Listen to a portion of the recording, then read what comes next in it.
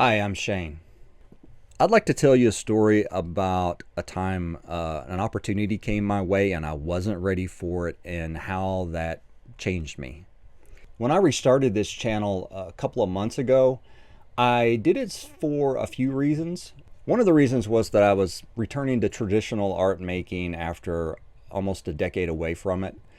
And so it was a way to kind of hold my feet to the fire. And this channel gives me a deadline each week. So it keeps me in the studio, keeps me making art. But another reason is that it gives me a possibility of creating opportunities for myself.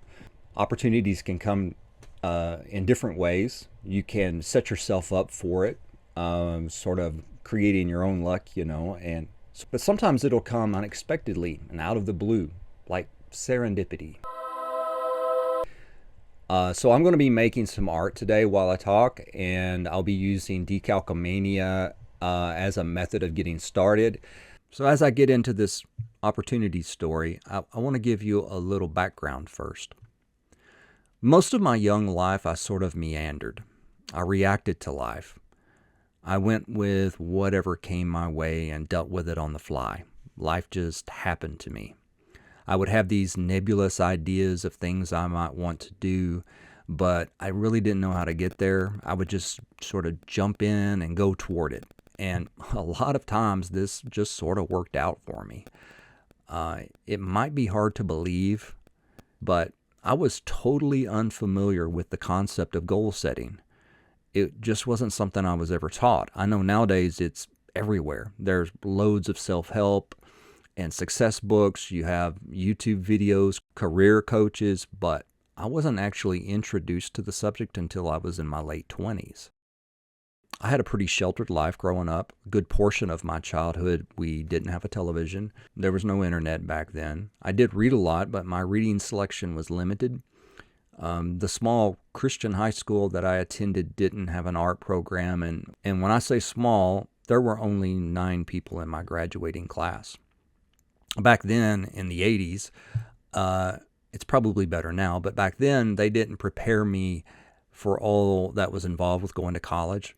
I didn't know about researching schools, applying to them, or financial aid, and I think back then they just assumed that we'd get that information elsewhere. I don't know. My parents had both gone to trade schools back in the late 60s or early 70s, and they didn't know how to advise me on it. I thought I would like to be a comic book artist, but I really didn't even know how to start. I made the assumption that I would just sign up for whatever college I wanted, go there, and I'd learn what I needed to learn. I was really naive and ignorant about how things worked, and I didn't know what I didn't know. So when I got out of high school, I got a job for a cleaning service and went to a community college part-time for a couple of years. They offered 2 beginning art classes there. I wasn't learning what I wanted to learn, but I kept doing what I was doing, thinking that I was doing something, but really having no direction or plan. Now, there was a university nearby, and I heard that I could get an actual art degree there, so I transferred there. I was still under the assumption that I would go there and I would learn how to do art for comic books, get out and get a job and make lots of money being a comic book artist. I just assumed that all art schools were the same. It turned out that the art program there was for fine art, and over time I came to realize as I brought in my drawings for class that they considered comic books and illustration to be sort of lowbrow, and it was discouraged. Now, I don't regret going there at all because I met a lot of great people who I'm still friends with, including a couple of professors and my future wife. I came to appreciate fine art through that education. They taught me how to draw, how to look at art, and my tastes in art developed and evolved there. I still loved all that lowbrow stuff, but I now saw it through a different lens, and it made me love certain illustrators even more. While attending there, I got a student job working at the university gallery, and that was an opportunity that just fell in my lap because I would go there in between classes and just sit in the gallery to listen to music or do homework or read. And the gallery director came up to me one day and said, "You're in here all the time, and we're going to need a student worker. Would you like to get paid? And I said, sure. So I got a job there. Once a month or so, we'd install a new show in there, but for the most part, it was a lot of downtime. I spent a lot of time just sitting at the front desk. I was there to answer questions if visitors came in, answer phones, but most of the time I could just do my homework or draw in my sketchbook. They always had a stack of art magazines there, like Art in America, Art News. Personally, the art magazines that I preferred were never available in the fine art spaces. I loved to buy magazines like Art Alternatives and Juxtapose. Those magazines featured more outsider and fringe art. But, back then, before the internet really got going, if you wanted to know things about a particular field, you would get that information from magazines. So I spent a lot of time at the gallery desk just reading art magazines. Even though I still had that love of comic book art, my education had steered me over to a different path. And I was starting to have some success showing some of my student work at local galleries, and I decided to go that direction with my art career. Reading those magazines really helped me to kind of stay abreast of what was happening in the gallery world at that time. While looking through those magazines, I would sometimes see art that I really connected with. And when I look at art, I react to it on a more visceral level. I don't want to have to read an artist's statement to enjoy the work. For me, if I like it, I like it. I have broad tastes when it comes to art. I can appreciate various art for various reasons. So as I was reading these magazines, I would see art that was, in my opinion, above the rest. I suppose it might be too that there was something about them, certain sensibilities that were similar to my own art and style. And almost every time I would see an artist like this, I would see a blurb in the article that said this artist is represented by, and it was a particular gallery in Chicago. And over there would be art that stood out to me, and it would be showing at that same gallery or represented by that same gallery. Now, I didn't know anything about this gallery or the man who owned it, and I never saw a picture of him. But I did know that this gallery owner had the same taste in art that I did. And with my limited knowledge of things back then, I just knew that if I could get my art in that gallery, that would be the pinnacle. I'd sit there at the gallery desk and doodle in my sketchbook and tell myself my artwork would fit right in there. I'd tell my friends about it. I was going to get a body of work together, get the address for that place, and send in slides for my work. Now, back then, when you submitted to a gallery, you had to send in slides in like a plastic sleeve. It wasn't really a very structured plan, but it was what I had. So a few years passed.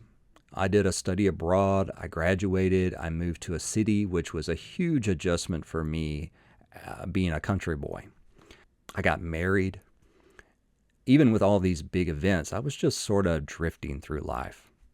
I had my fine arts degree with the emphasis in drawing and photography, and my photo training was in the days before digital cameras, so I knew all about processing film and working in a darkroom, that sort of thing. And I got a job at a photo lab in the city. And one day one of my coworkers told me that he had a second job at the top gallery there and that he was going to be leaving that job. Again, another opportunity come my way. And he knew about my work experience of working in a gallery, and he asked if I'd be interested in working there. And I said, sure. So I went up for an interview, and I got the job. So now I had two jobs. So at this gallery, I did shipping, made deliveries, I cleaned, and when shows changed, I would do the installations. The gallery had 2 floors, and one day I was upstairs hanging some paintings for the next show. They had a bell on the door so employees would know when someone came in, and I heard the bell ring, and then I heard some muffled conversation downstairs. And then the gallery owner, my boss, called me to come downstairs. When I got downstairs, she was standing in the main gallery with a man I didn't know. And she said, "Shane, I'd like to introduce you." It was the gallery owner in Chicago that had all the art that I loved so much. So I was a little stunned in that moment. Suddenly, all of these memories of these plans I'd had years ago, plans that I had forgotten about, all came rushing back to me. And, life had happened in the meantime. So I was busy with life, and, really I had just allowed the thing that I used to love to be something I did every once in a while. In the years between the time I left school and that moment, I probably produced one or two pieces that were worthy of being in a show. So I had really nothing, no recent work, just student work. Kind of all of me reacting to life and taking what came my way, it had all led me up to that moment. The guy that I was going to try to send artwork to was standing right in front of me. He had been brought to me, and I had nothing. I told him that I was familiar with his gallery and that I loved the art there. And then my boss said, Shane's an artist too, which was kind of strange because even though I had told her I was an artist, she had never really seemed interested in seeing any of it. And I had never pressed the issue because I didn't want to make things weird with my job there, which I really liked.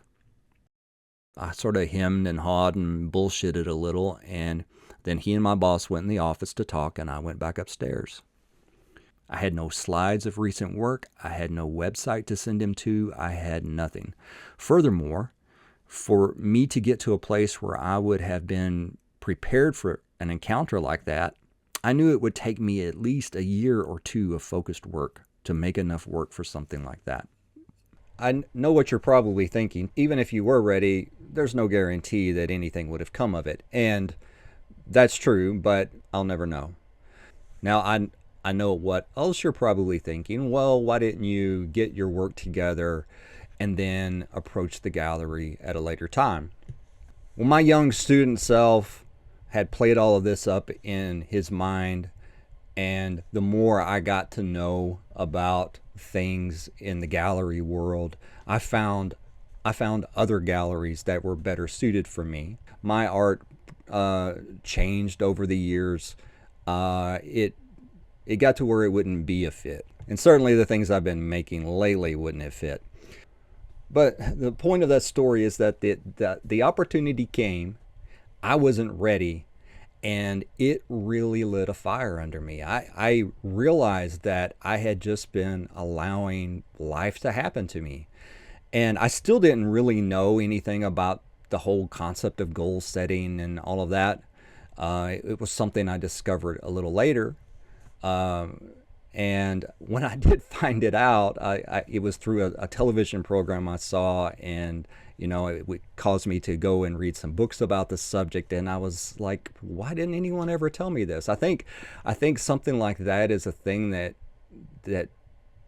people just, I guess, assume that people know. It's like it's common sense or something. But so I made a real concerted effort after that time to get in the studio and make work. And within a year, the gallery where I worked, I was able to put work in front of my boss. She liked it, and I participated in several shows after that there, sold everything. In fact, for a while there, everything I was making was selling. So another thing about this channel is I often share stories from my life, and I've had many, many years experience working in art and art related fields. And I realized that the other day that it may come across as me talking about myself too much. But I do it with the intent of sharing these stories with the hope that by sharing my failures, my successes, my mistakes, that you can avoid the same thing. Or, if I did have a success in something I did, that you can emulate that if you choose. So if you've made it this far into the video, I really appreciate you watching. And I wish you the best of luck in all your creative endeavors and any opportunities that you may create for yourself or that may come to you unexpectedly. Thank you. In all those years, I had not made more than one